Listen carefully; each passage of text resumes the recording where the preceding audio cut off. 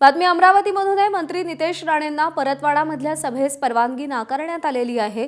अमरावतीतल्या परतवाडा पोलिसांनी ही परवानगी नाकारली आहे। परवानगी नाकारली तरी सभा होणार, भाजप आमदार प्रवीण तायडे यांनी ही माहिती दिली आहे।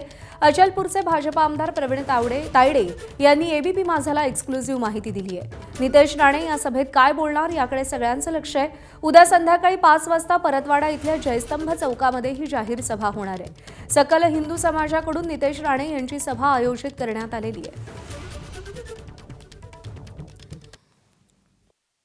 आपल्यासोबत भाजपचे आमदार प्रवीण तायडे आहे। भाऊ, सभा होणार आहे नितेश राणेची, कशी तयारी झाली, कोण कोण येणार आहे सभा ही जयस्तंभ चौक येथे होणार आहे आणि संपूर्ण तयारी झालेली आहे।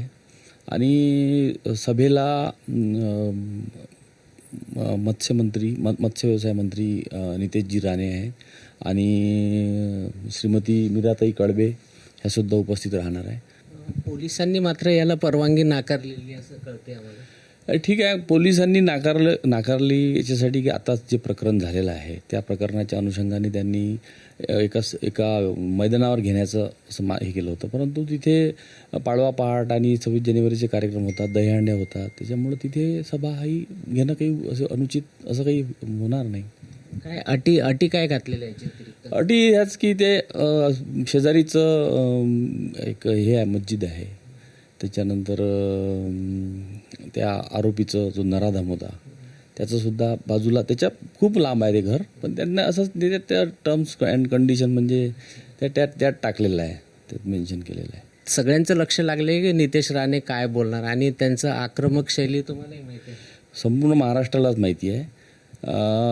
अशा शहरात म्हणजे ज्या गोष्टी घडतात आणि हिंदूंवर ते ज्या पद्धतीनं म्हणजे हिंदूला दाबण्याचा प्रकार जिथे होतो तिथे नितेशजी राणे इथे हे जातातच आणि ते योग्यसुद्धा आहे। हिंदूला जागृत करणं आवश्यक आहे, हिंदूच्या मुलींना सुरक्षित करणं आवश्यक आहे, त्यांना एक मार्गदर्शनाची गरज आहे, त्याच्यामुळं ते येत आहेत। हे होते भाजपचे आमदार प्रवीण तायडे।